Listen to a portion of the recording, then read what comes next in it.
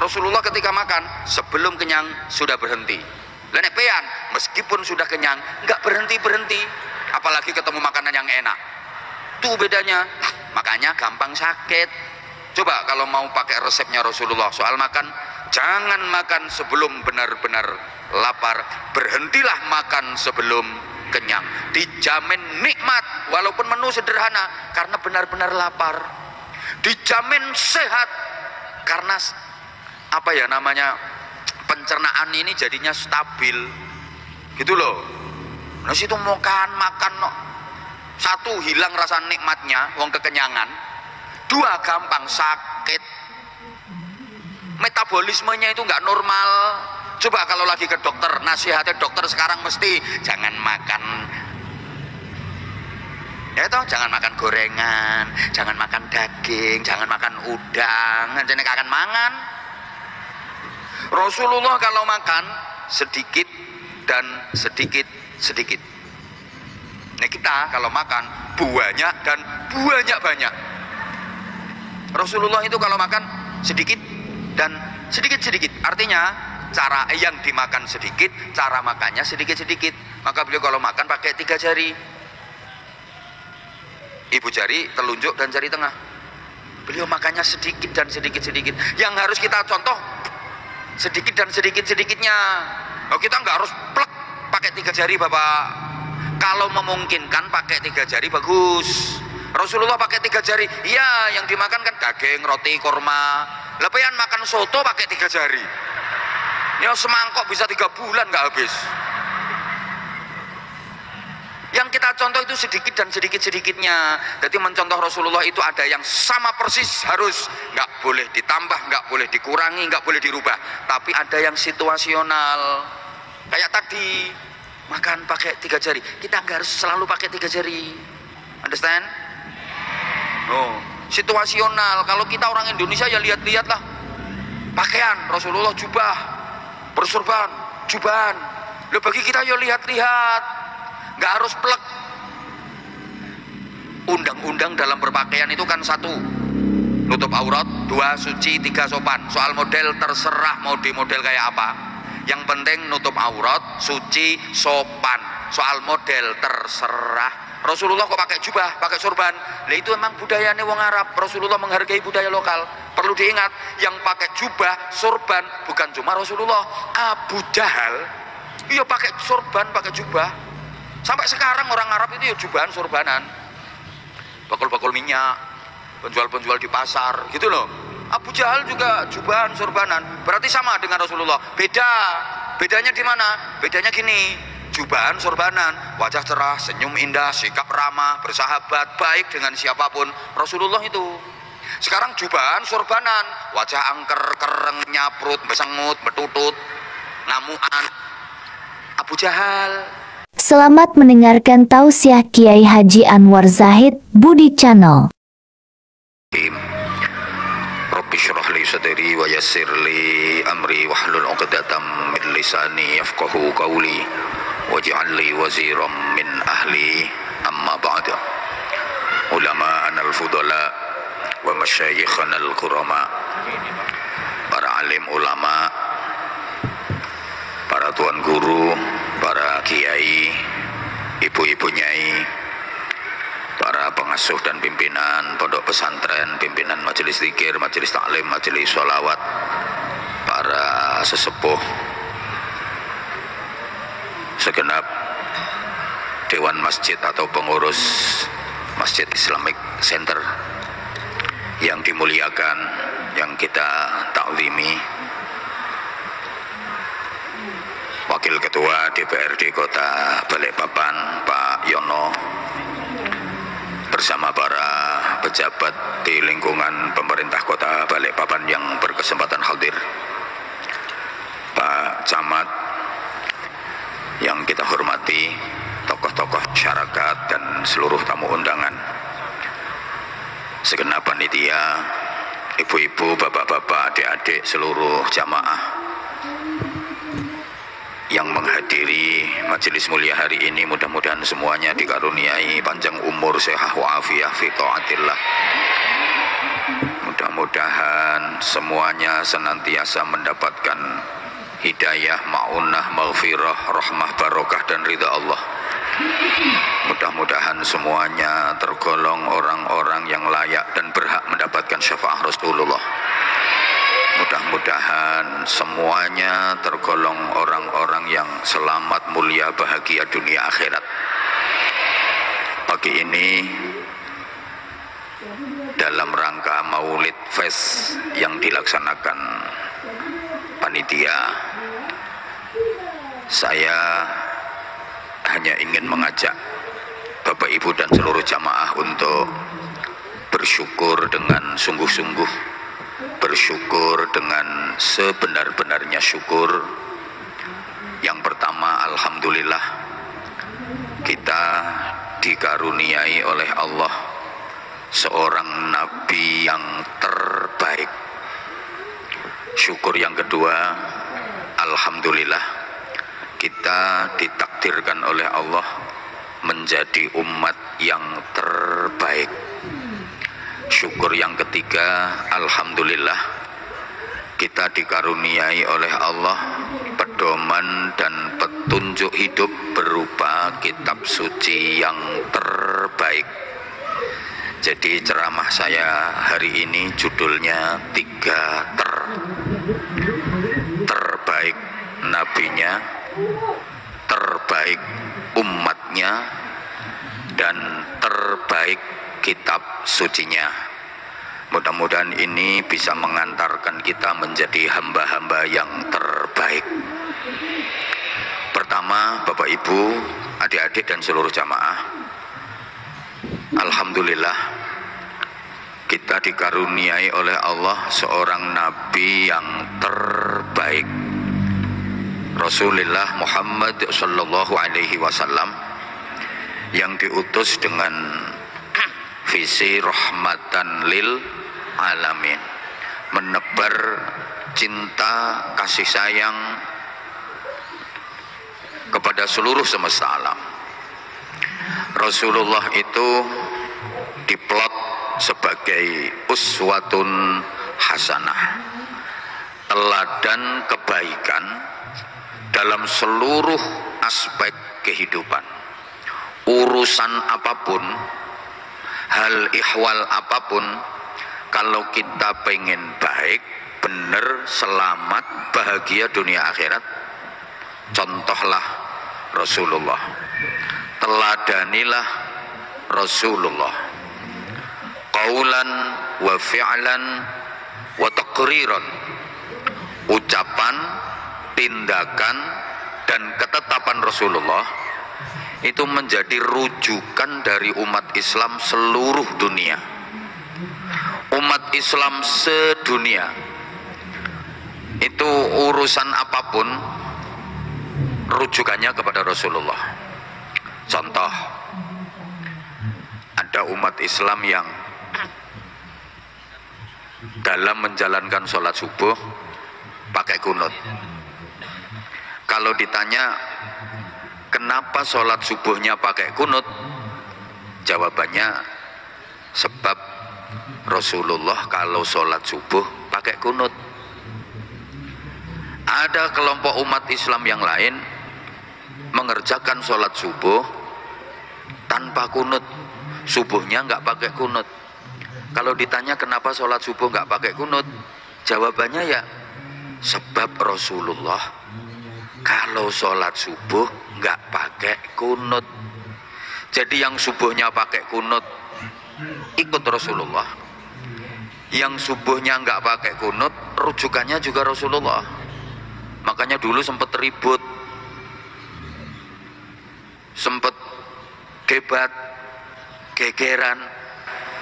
Yang satu bilang harus kunut, satunya bilang nggak usah kunut.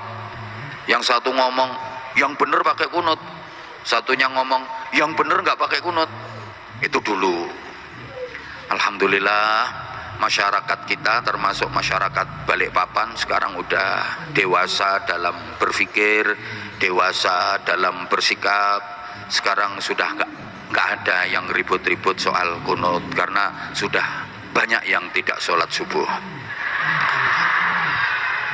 Lah yang mau diributkan apa? Itu loh. Itu ada umat Islam yang waktu sholat baca Fatihahnya pakai bismillah. Bismillahirrahmanirrahim. Baru alhamdulillahi rabbil alamin arrahmanirrahim. Itu kalau ditanya kenapa baca Fatihah dalam sholat kok pakai basmalah, ya karena Rasulullah kalau sholat baca Fatihahnya pakai basmalah. Ada umat Islam yang waktu sholat baca Fatihah nggak pakai basmalah, jadi langsung Allahu Akbar. Setelah iftitah alhamdulillahi rabbil alamin, langsung gitu. Kalau ditanya kenapa nggak pakai basmalah, ya jawabannya karena Rasulullah kalau sholat Fatihahnya nggak pakai basmalah. Yang pakai basmalah rujukannya Rasulullah, yang nggak pakai basmalah Fatihahnya rujukannya Rasulullah. Ada lagi umat Islam yang kalau sholat Fatihahnya pakai basmalah tapi pelan. Alhamdulillahi rabbil alamin. Kenapa basmalahnya kok pelan? Jawabannya ya karena Rasulullah kalau sholat Fatihah pakai basmalah pelan. Semuanya rujukannya Rasulullah. Ini didengerin apa enggak ini?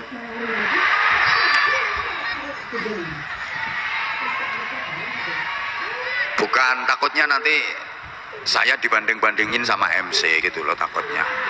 Tuh. Ada umat Islam yang ketika Ramadan malamnya sholat tarawih 20 rakaat. Saya juga 20 rakaat.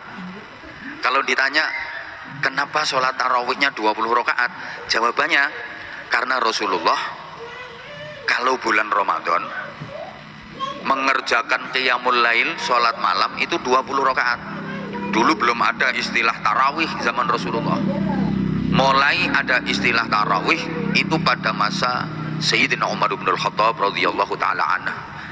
Zaman Rasulullah ya sholat malam gitu aja bulan Ramadan. Rasulullah setiap bulan Ramadan kalau mengerjakan qiyamul lail, sholat malam 20 rakaat, banyak saksinya.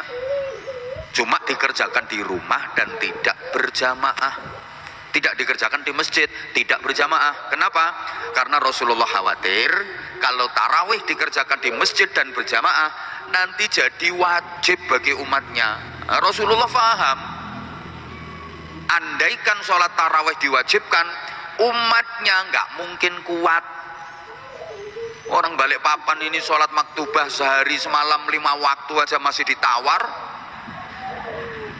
Ada malah yang harusnya sehari 5 kali dirubah jadi 5 hari sekali. Sekalinya sholat ya double-double. Usolli fardhu subhi wal duhri wal asri wal maghribi wal isya'i oplosan lillahi ta'ala. Apalagi kalau misal tarawih 20 rakaat diwajibkan, ya banyak yang nggak ngerjakan.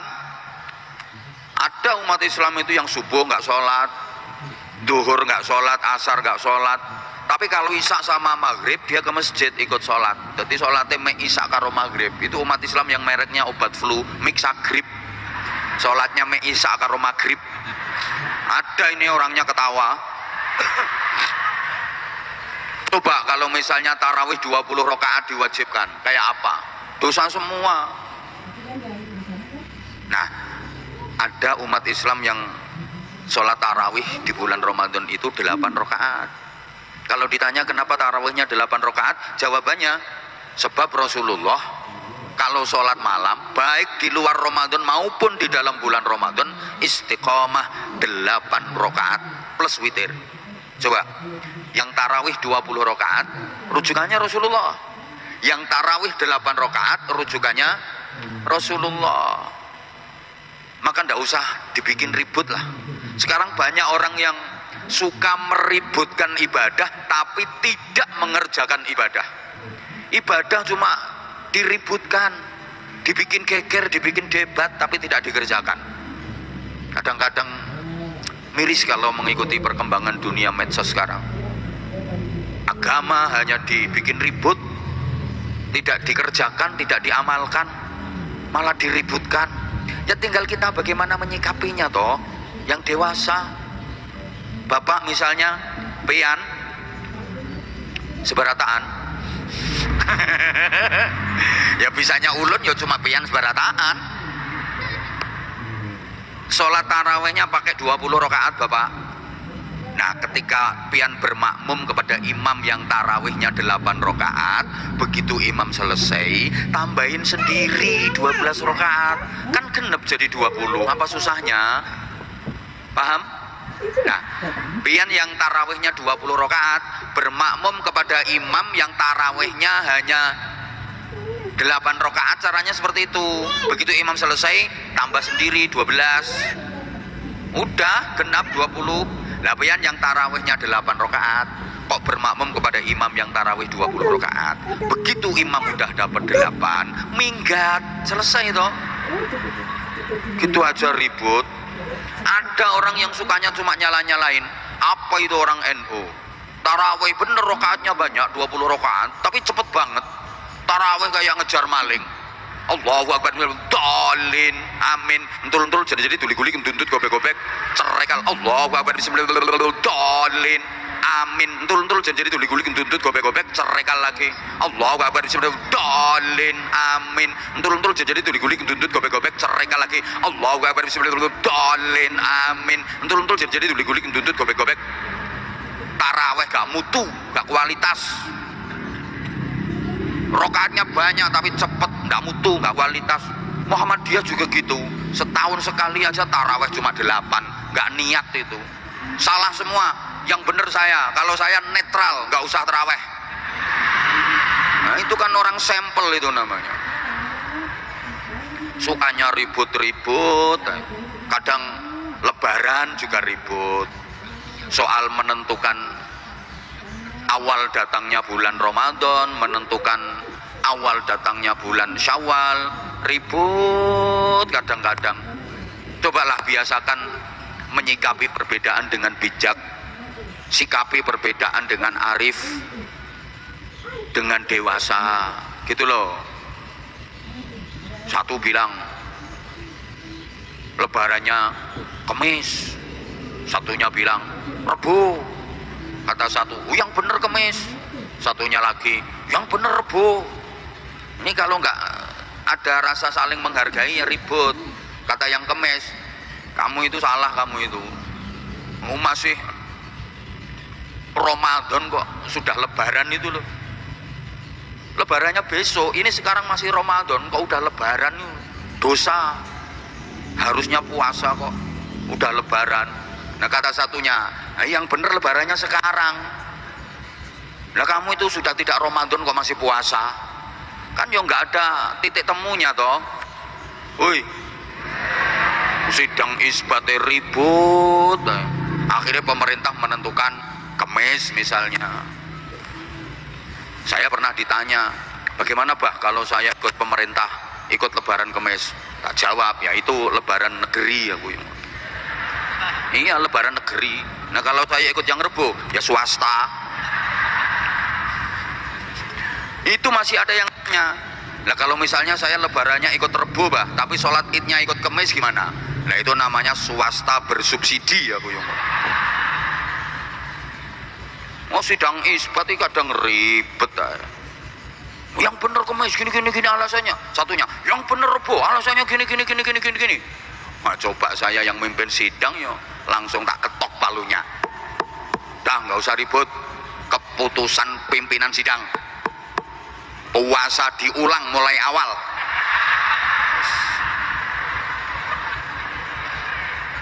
Daripada ribut-ribut kok diulang lagi mulai awal. Nah, saya selaku pimpinan sidang bikin keputusan. Undang-undang tahun depan sidang isbat menentukan kapan datangnya bulan Ramadan, kapan datangnya bulan Syawal. hanya boleh diikuti perempuan saja. Laki-laki bikin ribut, geger tok.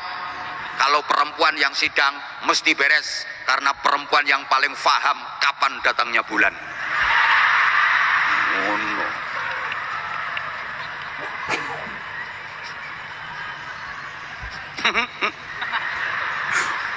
Wong senengane kok ribut soal ibadah. Oh, yang suka debat, suka ribut itu ya menandakan kalau ilmunya masih dangkal. Orang itu kalau ilmu dan wawasannya luas, sikapnya pasti luwes. Saya ulang ya, ini boleh dititeni. Orang kalau ilmu dan wawasannya luas, sikapnya pasti luwes. Tuh, nggak merasa paling bener. Kalau nggak sama dengan pendapatnya dia salah. Kalau nggak sama dengan kelompoknya dia neraka. Kayak jadi pengkapling surga ya. Dah ringkesnya, ibu, bapak, adik-adik dan seluruh jamaah, urusan apapun kita disuruh mencontoh Rasulullah. Mulai bangun tidur, melek, beraktivitas, sampai tidur lagi, contohlah Rasulullah. Teladanilah Rasulullah, pasti baik, pasti benar, pasti selamat, pasti mulia, pasti bahagia dunia akhirat. Mulai dari hal sekecil, pakai sendal, nyontoh Rasulullah.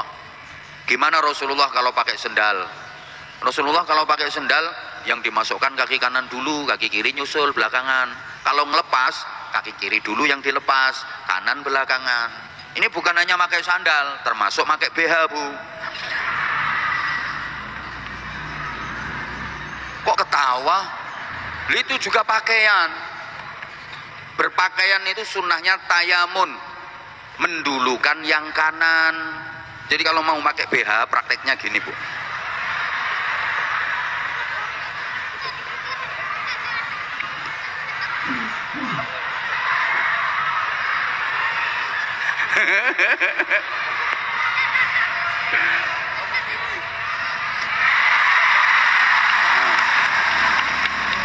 Insyaallah Pak Camat lihat sendiri, begitu ulun berdiri, ibu-ibu langsung riang gembira, tepuk tangan semua. Ini menunjukkan memang perempuan itu lebih suka laki-laki yang tahan berdiri.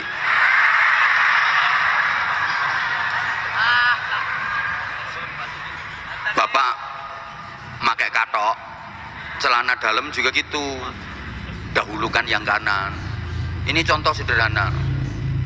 Tidur, nyontoh Rasulullah. Bagaimana Rasulullah kalau tidur?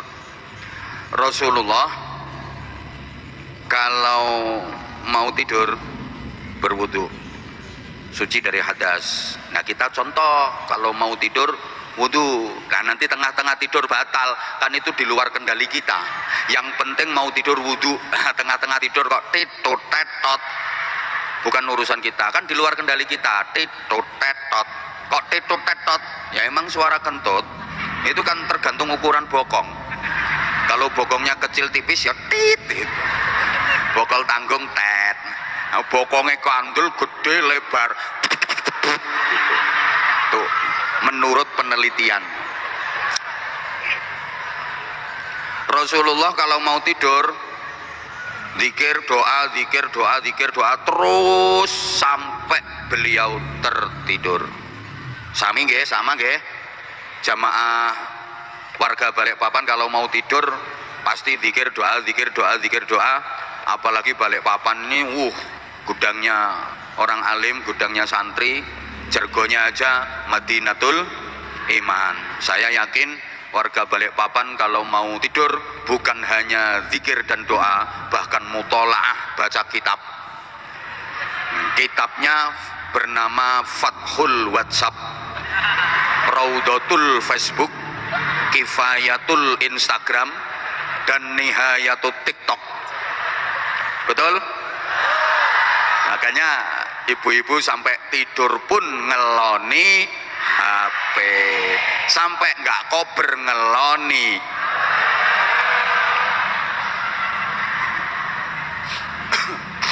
Ya jangan nyalain siapa-siapa kalau nanti tidur mimpinya mimpi buruk. Lah mau tidur nggak zikir, nggak doa, kenapa? Dianjurkan kalau mau tidur berzikir, berdoa, berzikir, berdoa.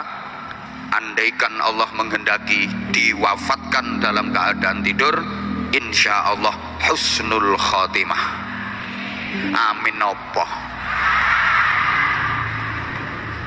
Oh, apa turu ra tau ndonga kok amin. Lah kan kita nggak pernah tahu kalau Allah menghendaki dimatikan dalam keadaan tidur. Nah kalau sebelum tidur berzikir, berdoa, berzikir, berdoa, waktu tidur mati husnul khotimah, surga. Kalaupun Allah masih menghendaki panjang umur, diberi kesempatan hidup, nanti mimpinya mimpi bagus, mimpi yang membawa firasat kebaikan, pertanda kebaikan.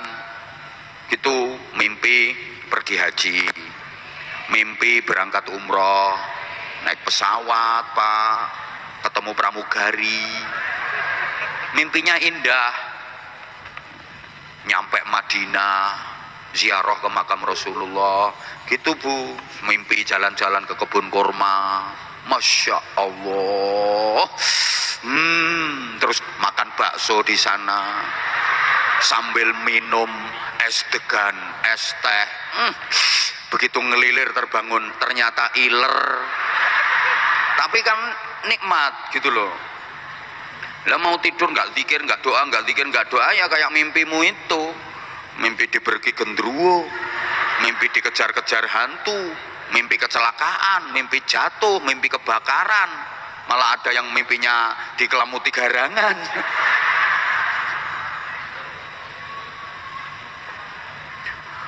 Rasulullah kalau tidur itu posisinya istiqomah, pakai adab, miring kanan hadap kiblat, ala jambihil aiman mustaqbilal qiblah. Itu Rasulullah. Jadi kalau di sini berarti posisi kepala di utara, kaki di selatan, miring kanan hadap kiblat, telapak tangan kanan dipakai bantal pipi kanan. Meskipun udah pakai bantal, tetap itu cara tidur Rasulullah. Telapak tangan kanan dipakai bantal pipi kanan gini, telapak tangan kiri taruh di atas paha kiri. Mulai mapan sampai bangun nggak berubah posisinya, karena Rasulullah tidur nggak pernah lama.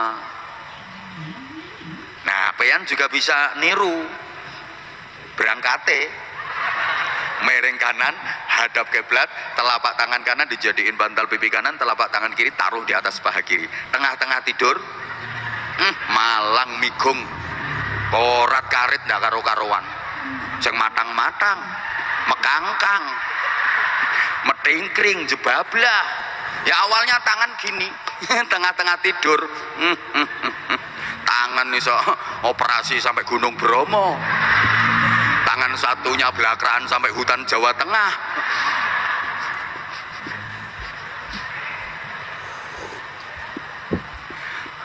Apalagi urusan ibadah mahdoh, wajib mencontoh Rasulullah Shallallahu Alaihi Wasallam. Nah gini, Bapak Ibu, adik-adik dan seluruh jamaah, kenapa dalam segala hal kita disuruh mencontoh Rasulullah? Sakjanya Rasulullah itu siapa? Sakjane bahasa Indonesianya apa? Seharusnya ki kudune. Yang saya tanya itu sakjane. Sebenarnya ki sak tenane. Yang saya tanya ku sakjane bahasa Indonesianya apa? Yo sakjanya itu. Loh, saya udah nyari di kampus nggak ada. Sakjanya. Udah toh manut. Tinggal dengerin kok. Nah ini nggak paham yo biarin. Emang gue pikirin. Lah nek iki yo paham. Sakjanya Rasulullah itu siapa? Kok dalam segala hal kita disuruh mencontoh Rasulullah? Untuk menjawab itu kita berangkat dari satu makalah. Saya sampaikan, tolong ditirukan sama-sama. Yang ikut menirukan kenceng, saya doakan mudah-mudahan. Rasulullah ketika makan sebelum kenyang sudah berhenti. Lah nek peyan meskipun sudah kenyang nggak berhenti-berhenti, apalagi ketemu makanan yang enak. Tuh bedanya. Makanya gampang sakit. Coba kalau mau pakai resepnya Rasulullah soal makan, jangan makan sebelum benar-benar lapar, berhentilah makan sebelum kenyang. Dijamin nikmat walaupun menu sederhana karena benar-benar lapar. Dijamin sehat karena apa ya namanya, pencernaan ini jadinya stabil gitu loh. Nah situ makan no. Satu, hilang rasa nikmatnya, wong kekenyangan. Dua, gampang sakit, metabolismenya itu nggak normal. Coba kalau lagi ke dokter, nasihatnya dokter sekarang mesti jangan makan, ya toh, jangan makan gorengan, jangan makan daging, jangan makan udang, jangan akan mangan. Rasulullah kalau makan sedikit dan sedikit. Nah kita kalau makan banyak dan banyak. Rasulullah itu kalau makan sedikit dan sedikit. Artinya cara yang dimakan sedikit, cara makannya sedikit. Maka beliau kalau makan pakai 3 jari. Ibu jari, telunjuk dan jari tengah. Beliau makannya sedikit dan sedikit. Yang harus kita contoh sedikit dan sedikitnya. Oh, kita nggak harus plek pakai 3 jari Bapak. Kalau memungkinkan pakai 3 jari bagus. Rasulullah pakai 3 jari. Iya, yang dimakan kan daging, roti, kurma. Lepian makan soto pakai 3 jari. Ya semangkok bisa 3 bulan nggak habis. Yang kita contoh itu sedikit dan sedikitnya. Jadi mencontoh Rasulullah itu ada yang sama persis, harus, nggak boleh ditambah, nggak boleh dikurangi, nggak boleh dirubah. Tapi ada yang situasional. Kayak tadi makan pakai 3 jari. Kita nggak harus selalu pakai 3 jari. Understand? Oh, situasional. Kalau kita orang Indonesia ya lihat-lihatlah. Pakaian Rasulullah jubah, bersorban, jubahan. Loh bagi kita ya lihat-lihat. Nggak harus plek. Undang-undang dalam berpakaian itu kan 1, nutup aurat, 2, suci, 3, sopan. Soal model terserah mau di model kayak apa. Yang penting nutup aurat, suci, sopan. Soal model terserah. Rasulullah kok pakai jubah, pakai sorban? Lah itu emang budayanya wong Arab. Rasulullah menghargai budaya lokal. Perlu diingat, yang pakai jubah, sorban bukan cuma Rasulullah. Abu Jahal, iya pakai sorban, pakai jubah. Sampai sekarang orang Arab itu ya jubahan, sorbanan. Bakul-bakul minyak, penjual-penjual di pasar, gitu loh. Abu Jahal juga jubahan, sorbanan. Berarti sama dengan Rasulullah. Bedanya di mana? Bedanya gini, jubahan, sorbanan, wajah cerah, senyum indah, sikap ramah, bersahabat, baik dengan siapapun. Rasulullah itu. Sekarang jubahan, sorbanan, wajah angker, kereng, nyaprut, besengut, betutut, namuan. Abu Jahal.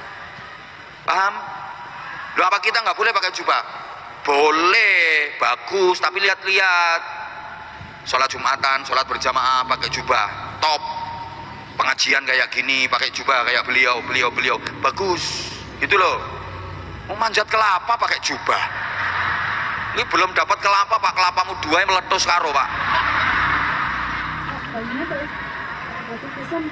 Gitu loh. Mau jadi polisi kok pakai jubah. Wah ini sunnah, ini pakaiannya. Rasulullah itu sunnah pakaiannya jubah. Akhirnya anggota polisi suruh pakai jubahan kabeh. Nah, ini kalau ada pencuri polisinya nggak bisa lari ngejar. Malingnya hilang polisinya nyungsep. Nah, keserimpung jubah. Ya kayak gitu udah pakaian ala Rasulullah. Nah, kalau jadi polisi, tentara pakaiannya kayak itu, kayak mas-mas itu udah pakaian ala Rasulullah. Udah nutup aurat, udah suci, sopan, udah gitu loh. Paham apa enggak tuh ini? Enggak harus plek.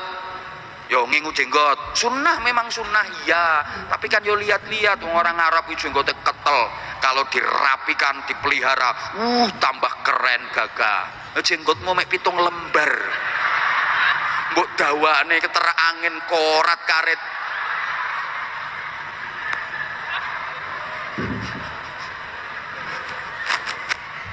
Halo, ini orang yang harus dicontoh dari Rasulullah itu apanya toh? Akhlaknya, perilakunya, karakternya, bukan sekedar tampilan luar. Nggak ngerti. Nanti kalau nggak kayak gini dibilang, wah nggak sunnah, nggak mengikuti sunnah, dikit-dikit sunnah apa sunnah? Woi, sunnah itu ya qaulan wa fi'lan wa taqriran minan Nabi sallallahu alaihi wasallam. Wis mbok paham mbok ndak wis.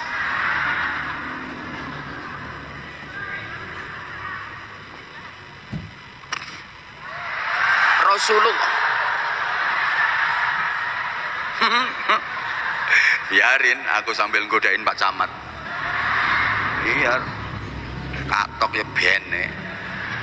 Nih pejabat-pejabat tinggi tak gojloki sama saya Rosing apa mana camat.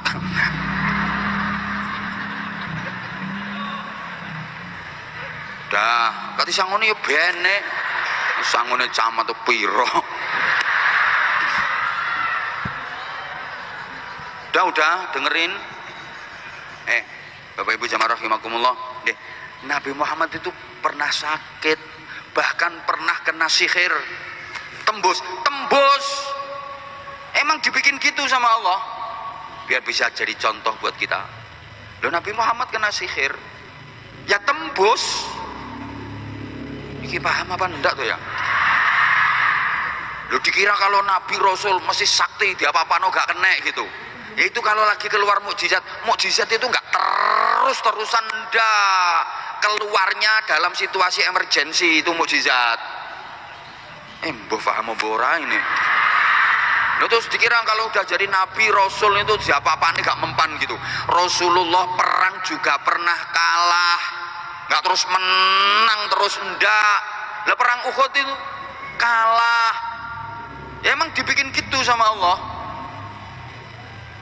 Loh, Rasulullah kalau perang pakai baju besi, pakai pelindung diri, pakai baju besi, juga dikawal. Ada tim pengawal Rasulullah, pasukan khusus pengawal Rasulullah, Durasun Nabi. Ini pimpinannya Zubair bin Awam, itu pimpinan pengawal Rasulullah, Durasun Nabi. Pas Pamnap, pasukan pengamanan Nabi. Nah, kalau presiden ada pas Pampres, Rasulullah juga ada pas Pamnap, dikawal. Loh, karena nggak ada jaminan kebal senjata. Nggak ada jaminan kebal senjata. Rasulullah kena lempar batu, berdarah, gigi gerahamnya patah, bibirnya bengkak, berdarah-darah kena lempar batu gitu loh. Lu Kanjeng Nabi itu. Makanya umat sampean bapak, sampean misalnya kena lempar batu deyes kok bendol terus berdarah, jelas sampean umatnya Kanjeng Nabi tuh loh. Lu ada orang kena lempar batu deyes, batunya yang hancur piar, orangnya meringis, itu umatnya limbat.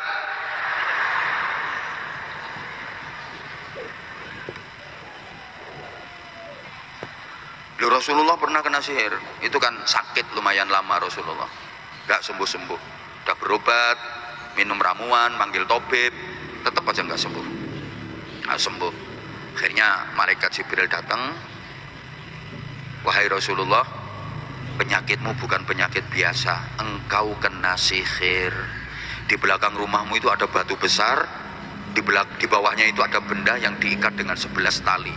Ambil benda itu, lepas tali ikatannya, maka kau akan sembuh. Dikumpulkanlah para sahabat-sahabat. Wahai sahabat-sahabatku, ternyata aku kena sihir. Barusan malaikat Jibril datang ngasih tahu ke aku. Di belakang rumah itu ada batu besar, angkat batunya, di bawah itu ada benda yang diikat dengan 11 tali. Itu benda sihir. Lepas talinya, maka kata malaikat Jibril, aku akan sembuh biiznillah. Ternyata benar Bapak Ibu.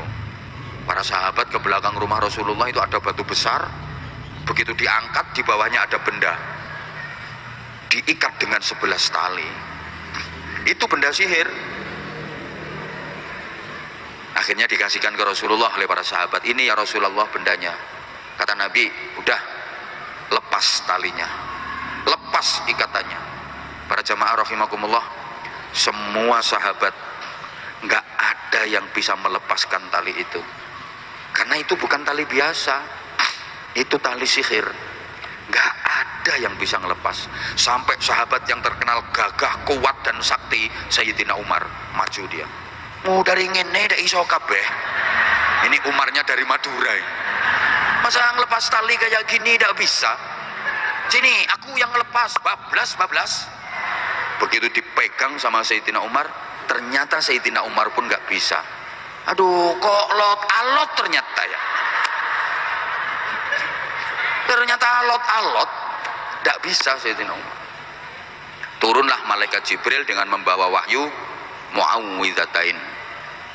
Qul a'udzu birabbil falaq dan qul a'udzu birabbin nas. Ini dua surat turun sekaligus Bapak Ibu. Satu-satunya peristiwa dalam sejarah turunnya Al-Qur'an di mana dua surat diturunkan sekaligus. Ya ini. Selain ini nggak ada.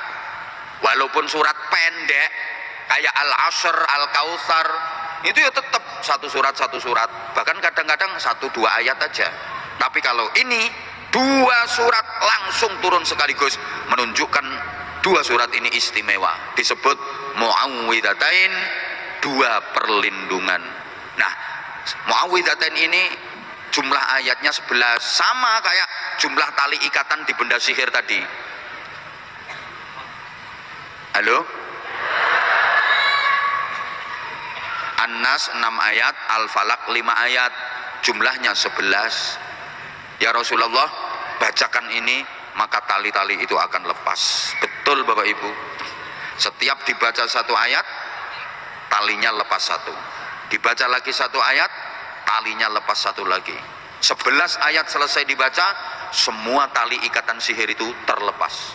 Jadi setiap dibaca, Qul a'udzu birabbin nas. Talinya lepas satu. Kenapa?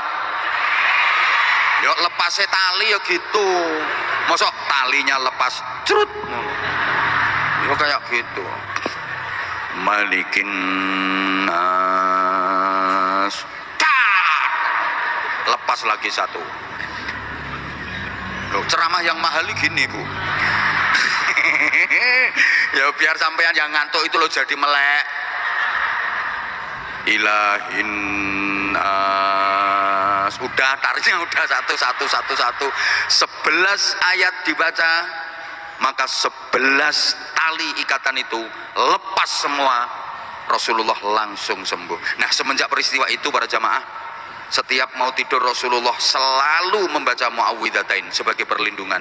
Tiap mau tidur, di samping zikir doa, pasti beliau membaca qul a'udzu birabbil falaq dan qul a'udzu birabbin nas, kemudian ditiupkan ke kedua telapak tangan, diusap-usapkan ke sekujur tubuh untuk perlindungan. Nah, ijazah langsung ini ijazahnya peristiwa lo sababun nuzul ini. Sampean gitu kalau mau tidur, qul a'udzu birabbil falaq, qul a'udzu birabbin nas dibaca, tiupkan ke kedua telapak tangan, usap-usapkan ke sekujur tubuh. Ngono. Paham gak ini diceritain kayak gini? Loh, maaf ya, masih boleh cerita lagi? Sebagai manusia Rasulullah pernah lupa. Masa? Loh memang disetting begitu sama Allah, biar bisa buat contoh buat kita, ditampakkan sifat basyariahnya, ditampakkan sifat manusianya oleh Allah, supaya mudah dicontoh. Coba kalau misalnya Nabi itu nggak tampak sifat basyariahnya, ya malah susah kita mau nyontoh. Yang tampak sifat malaikatnya, ya nggak bisa kita nyontoh. Paham apa enggak tuh ini? Makanya kita mau nyontoh Nabi Muhammad itu pas. Misalnya sampean mencontoh Nabi Isa itu susah Pak. Nabi Isa itu kadang sifat basyariah, sifat manusianya nggak nampak. Coba, Nabi Isa itu lahir nggak punya bapak. Ayo, gimana cara nyontohnya? Ayo, Nabi Isa kan lahirnya nggak punya bapak. Gimana nyontohnya? Nah, kalau Nabi Muhammad ada bapak, ada ibu, dan Nabi Muhammad lahir keadaan yatim, kan bisa dicontoh gimana kalau ada anak yatim. Itu kalau lagi ada santunan yatim itu, banyak itu dinaikkan panggung, dikasih amplop, dikasih duit, dikasih bingkisan, seneng mereka. Sampai ada anak-anak dibawa di pangku mamanya itu, nangis, mama, kapan aku yatim ya mama ya? Aku nggak dikasih duit mah, kata mamanya. Tuh bilang sama bapakmu, mama juga sudah pengen kok.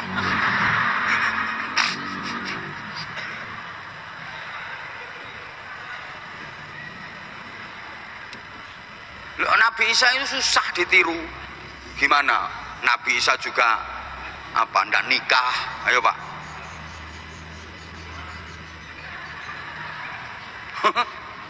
Diangkat ke langit. Gimana? Ayo wes ngene. Nabi Muhammad yang pas lupa itu pas begini, lupa bilangan rokaat waktu sholat. Ini kan supaya bisa dicontoh buat kita. Yakin saya yang hadir di sini Ini sholat semua toh? Masa ono sing gak sholat yo? Pasti pernah mengalami lupa bilangan rakaat, betul? Loh ya, pernah, pian pernah? Pernah nih, gak pernah bukan manusia berarti. Pasti pernah ngalami lupa bilangan rakaat. Ini 3 apa 4? Udah 4 apa masih 3 gitu? Pernah toh?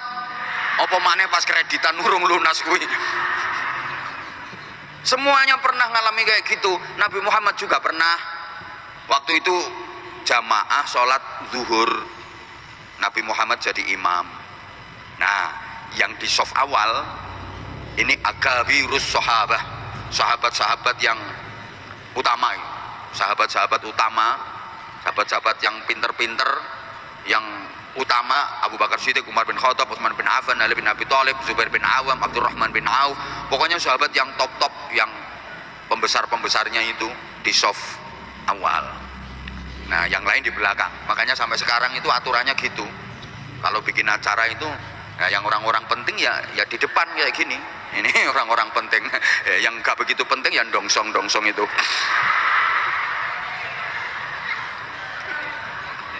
Loh, aturannya gitu sampai sekarang. Yang di soft awal itu ya orang-orang penting itu. Nah, maaf ya, di belakang ada orang yang nggak begitu pinter, namanya Dzul Yadain. Ya, biasanya orang yang nggak begitu pinter itu sukanya ya ndelesep di belakang itu. Sholat ngimami sholat jamaah zuhur dapat 2 rakaat, Rasulullah lupa, baru dapat 2 rakaat, salam. Assalamualaikum warahmatullah. Assalamualaikum warahmatullah. Ini kalau makmumnya warga sini, jamaah masjid sini, pasti langsung zikir dan mengingatkan imam dengan membaca Subhanallah. Itu niatnya zikir, Bapak. Jangan murni mengingatkan imam saja. Kalau niatnya murni hanya mengingatkan imam saja, batal sholatnya Bapak. Berarti niatnya zikir plus mengingatkan imam, nggak apa-apa. Yang penting harus ada niat zikirnya. Understand? Itu aturan fikih. Subhanallah gitu. Nah, ini makmum yang di soft awal nggak ada yang subhanallah mengingatkan imam, nggak ada. Kenapa kok nggak mengingatkan? Karena pinter. Karena pinter. Orang pinter itu malu. Orang pinter itu ada rasa malu, ada rasa sungkan kalau orang Jawa. Loh, wong pinter itu malu, sungkan. Meskipun dikasih jajan kotaan kayak gini ya utuh nggak dimakan. Padahal pengen hasil ini. Tapi karena pinter, utuh. Utuh nggak dimakan. Kenapa? Malu. Itu juga utuh semua. Mergo pinter. Coba ini dikasihkan ke situ. Amblas wong gak pinter. Orang gak pinter itu kan gak begitu punya malu. Loh, saya dikasih minuman kayak gini tak sentuh aja lo enggak. Kenapa? Malu. Padahal aslinya yo pengen. Moh. Lah nek wong gak pinter, mbok ngarepe penceramah ya mangan biasa. Wong pancene gak pinter. Ini yang kedua, kenapa sahabat-sahabat yang utama yang di soft awal itu nggak ngingetin? Mikirnya gini, mau diingetin gimana? Jangan-jangan ini sholat ada revisi. Duhur yang tadinya 4 rakaat berubah jadi 2 rakaat. Loh, gak mikir toh nek wong bodoh. Kalau orang pinter kan mikirnya gitu, jangan-jangan ini ada revisi sholat. Kan pernah itu revisi arah kiblat. Awalnya sholat itu kiblatnya menghadap Baitul Maqdis di Palestina. Awalnya menghadap Baitul Maqdis. Nah, waktu Kanjeng Nabi sholat di masjid yang sekarang disebut Masjid Qiblatain, masjid dengan 2 kiblat. Mudah-mudahan seluruh jamaah yang hadir ini bisa ke sana. Kesana kemana, orang tanganku menunjuk sana kok. Amin itu yang jeli toh, yang teliti. Arai Madinah sana kok, tanganku ke sana kok amin. Lo mau kemana pean? amin sembarangan. Wong aku mudah-mudahan ke sana kok amin. Ke laut itu. Halo? Rasulullah sholat dapat 2 rakaat. Malaikat Jibril turun bawa wahyu dari Allah. Fawalli wajhaka syaqqaral masjidil haram. Pindah haluan, pindah arah kiblat ke Ka'bah di Masjidil Haram. Itu juga pas sholat sedang berlangsung. Makanya sahabat yang pinter-pinter itu mikir, mau diingetin gimana, jangan-jangan ini ada revisi sholat. Duhur yang tadinya 4 rakaat tinggal 2 rakaat. Makanya sahabat yang pinter-pinter ini diem. Nah, di belakang ada yang nggak begitu pinter, namanya Dzulyaden, teriak. Anjane wong ini senengane bengok-bengok. Duh. Coba tuh, kalau ada perkumpulan-perkumpulan itu yang suka teriak-teriak, mesti wong oon nih. Wong oon. Lek wong pinter diem, mulai dari tadi ya diem dengerin sambil ngelamun. Diem dari tadi diem. Loh, iya kok ngantuk apa nih? Yo ndak, nyimak dengerin. Orang pinter itu kalau lagi ada acara kayak gini diem. Yang suka teriak, suka bengok-bengok itu mesti wong oon. Mesti. Loh, lah sekarang di depan tapi kok nggak merhatiin, ya berarti ya termasuk oon. Maaf, ini Dzulyaden dari belakang langsung. Ya Muhammad, anasita am qusiratis shalah. Wahai Muhammad, Anda lupa atau sekarang sholat itu diringkes? Nabi kaget, kan udah selesai sholatnya. Jawab Rasulullah, mana situ wa ma qusiratis shalah. Aku nggak lupa dan sholat juga tidak diringkes, nggak ada perubahan, tetap. Nah, orang bodoh itu kalau dijelasin dia merasa bener, ngeyel alias ngotot. Wis koyo sampean ngono ku lho. Nek dikandani kudu gak trimo ngotot ae. Wallahi ya Muhammad shallaita rakaataini. Demi Allah, sampean tadi sholat duhur cuma 2 rakaat. Biasanya kan 4. Ini tadi baru 2 sudah salam. Lah karena orang yang ngotot, Rasulullah langsung memandang sahabat-sahabat yang utama yang di saf awal tadi. Rasulullah memandang Sayyidina Abu Bakar Siddiq. Lah kok Abu Bakar Siddiq manggut toh? Geser ke Sayyidina Umar. Gitu pula. Iya. Sayyidina Utsman, Sayyidina Ali. Sadarlah Rasulullah kalau memang beliau benar-benar lupa. Maka langsung Rasulullah berdiri hadap kiblat, nambah 2 rakaat. Allahu Akbar. Tuh, jadi kita kalau lupa gitu nggak usah ngulang dari awal. Understand? Nah, hikmah dari peristiwa ini tadi apa? Untung ada orang oon. Loh, ternyata orang oon itu penting. Loh, misalnya nggak ada yang oon, sholat duhur sekarang kacau Bapak Ibu. Boleh 4 rakaat, boleh 2 rakaat. Rasulullah pernah sholat duhur 4 rakaat, pernah sholat duhur 2 rakaat. Apa jamaah duhur nggak jadi kacau sekarang? Ayo, ada makmum masbuk ketinggalan, begitu nyampe masjid sholat duhur jamaah sedang berlangsung, dia mau makmum, weh 4 apa 2? Kan gitu mesti. Nah ini saya niatnya 4 apa 2? Paham orang ini. Ya maaf Bapak Ibu ya, kita ngaji itu humor ya humor, tapi harus ilmiah, harus ada ilmunya, bukan hanya humor cengengesan. Sapa sing ra iso nek trimo humor cengengesan? Ya humor, tapi tetap kalau direnungi tetap ada ilmu, ada hikmah. Ini loh ceramah yang mahal.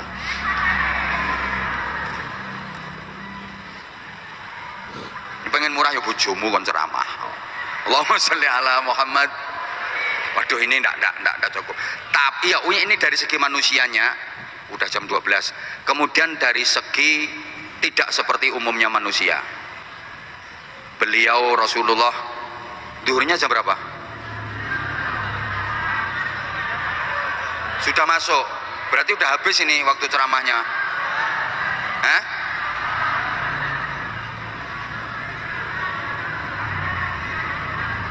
Lanjut habis duhur.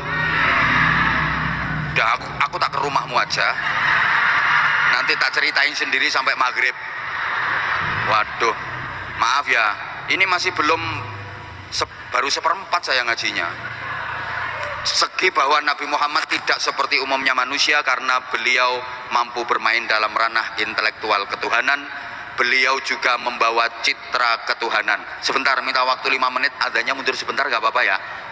Nanggung karena ini. Gini, ini sekaligus tak kasih tahu, azan itu bukan tanda masuk waktu sholat, pengumuman. Ini banyak orang yang salah. Tanda masuk waktu sholat itu ya perjalanan matahari. Tanda masuk waktu sholat maghrib apa? Ghurubus syams, terbenamnya matahari. Mbok paham mbok ora ini. Tanda masuk waktu zuhur apa? Tergelincirnya matahari dari pas istiwa tengah geser dikit, itu tanda masuk waktu sholat. Lah kalau azan itu panggilan untuk sholat berjamaah. Jadi enggak harus di awal waktu, tapi memang bagusnya di awal waktu, karena sholat yang paling bagus itu dikerjakan fi awali waqtiha dan berjamaah. Maka umumnya azan itu dikumandangkan di awal waktu. Misalnya nggak di awal waktu juga nggak apa-apa. Ada satu daerah yang contoh kebiasaan sholat duhurnya ditentukan jam 2, azan jam 2 nggak apa-apa. Wong azan itu panggilan untuk sholat berjamaah. Bukti pernah di Madinah itu terjadi hujan lebat campur angin nggak karu-karuan. Lah itu Bilal diperintah sama Rasulullah, ganti azannya Bilal, jangan hayya ala sholah. Yang tadinya hayya ala sholah dirubah shollu fi buyutikum, sholatlah kalian di rumah kalian masing-masing gitu. Wong kene yo seneng. Kalau hayya ala sholah jawabannya la haula wala quwata illa billah. Kalau sholatlah kalian di rumah masing-masing, shollu fi buyutikum, jawabannya alhamdulillah. Coba bukti kalau Rasulullah bisa sampai ke ranah intelektual ketuhanan, tolong dijawab pertanyaan saya. Bapak Ibu percaya sama Allah apa enggak? Udah pernah melihat Allah? Kok percaya? Bapak Ibu percaya enggak kalau orang mati roh dicabut, sang pencabut nyawa namanya malaikat Israel? Percaya? Udah pernah berjumpa? Siapa yang pengen ketemu sekarang angkat tangan, tak fatihai. Bapak Ibu percaya enggak kalau setelah kehidupan dunia ini ada kehidupan lagi namanya alam kubur? Percaya? Sudah pernah ke sana? Rencananya kapan? Bapak Ibu maaf, dunia ini akan berakhir, namanya hari kiamat, kehancuran dunia. Percaya? Terus kiamat itu nanti tanggal berapa? Bulan berapa, tahun berapa? Ayo coba sekarang kita berpikir ya, kita berpikir logis. Maaf, Bapak Ibu percaya sama Allah padahal nggak pernah melihat Allah. Kok bisa percaya? Percaya ada malaikat Israel yang tukang nyabut nyawa. Kok percaya padahal nggak pernah jumpa? Percaya ada alam kubur padahal belum pernah jalan-jalan ke sana. Kok percaya? Bener enggaknya juga belum tentu. Kok bisa percaya? Ayo, Bapak Ibu percaya ada hari kiamat, dunia ini akan berakhir. Kok percaya? Padahal nggak tahu tahun berapa itu kiamat. Kenapa bisa percaya? Karena yang membawa berita dan kabar itu bukan manusia biasa, tapi yang membawa berita itu manusia yang bisa sampai pada ranah intelektual ketuhanan. Rasulullah Muhammad sallallahu alaihi wasallam, "Wa ma yantiqu 'anil hawa in huwa illa wahyun yuha." Muhammad itu tidak berkata dari kemauannya, tapi semuanya berdasarkan wahyu petunjuk dari Allah Subhanahu wa ta'ala. Kemudian Nabi Muhammad membawa citra ketuhanan sampai dipuji oleh Allah, wa innaka la'ala khuluqin azim, dan sungguh engkau Muhammad berada pada akhlak yang agung. Dan Nabi memproklamirkan diri, innama bu'istu liutammima makarimal akhlak, sesungguhnya aku diutus untuk menyempurnakan akhlak-akhlak yang mulia. Maka melalui momentum faz Maulid Faz ini, Bapak Ibu para jamaah, mari kita perbaiki akhlak. Kalau akhlak sudah baik, maka semuanya akan menjadi baik. Kalau akhlak sudah tertata baik, yang muncul adalah takwa, dan takwa itu adalah kasta tertinggi, derajat tertinggi manusia di sisi Allah Subhanahu wa taala. Inna akramakum indallahi atqakum, sesungguhnya semulia-mulia kalian di sisi Allah adalah yang paling takwa di antara kalian. Maka kalau sudah bicara takwa, profesi itu jadi nggak penting. Apapun profesimu, mau jadi petani, mau jadi pedagang, mau jadi guru, mau jadi tentara, mau jadi polisi, mau jadi pengusaha, mau jadi pejabat, yang penting takwa. Pekerjaanmu itu hanya profesi, dan takwa itulah sesungguhnya prestasi yang harus kita kejar. Maaf para jemaah, banyak orang yang tertipu hanya mengejar-ngejar profesi sampai melupakan prestasi. Padahal yang dinilai Allah itu prestasi, bukan profesi. Maka jadikan profesimu itu sebagai alat untuk meraih prestasi, dan prestasi sesungguhnya adalah takwa. Sebenarnya ini keterangannya asyik, tapi karena maaf sekali waktu kita sudah habis durasinya, ya emang tadi kan agak lambat. Kok saya yang lambat? MC-nya yang kelamaan. Belum lagi nanti tadi ada sambutan mewakili Pak Wali Kota. Lain kali kalau ngundang saya lagi kasih waktu 2 jam. Sebelum duhur ya berarti 2 jam sebelum duhur saya udah naik tuh, biar lebih panjang waktunya. Ini maaf saya nggak sempet bagi-bagi sarung, nggak sempet lo kan waktunya udah sholat duhur itu loh sayang. Tak bawain, banyak aku bawa, itu anak-anak itu bawa, terus tak siapin hadiah sebenarnya. Maaf ya sayang ya, insya Allah nanti lain waktu pasti akan kita pokoknya I love you semuanya. Aku akan selalu merindukanmu. Kebersamaan ini sungguh sangat indah. Mudah-mudahan dibersamakan pula kita kelak sama-sama di surga Allah Subhanahu wa taala. Al-Fatihah. A'udzubillahi minasyaitonirrajim. Bismillahirrahmanirrahim. Alhamdulillahirabbil alamin. Arrahmanir rahim. Maliki yaumiddin. Iyyaka na'budu wa iyyaka nasta'in. Ihdinas siratal mustaqim. Siratal ladzina an'amta 'alaihim ghairil maghdubi 'alaihim waladdallin. Rabbighfirli wa liwalidayya wa lil mu'minin.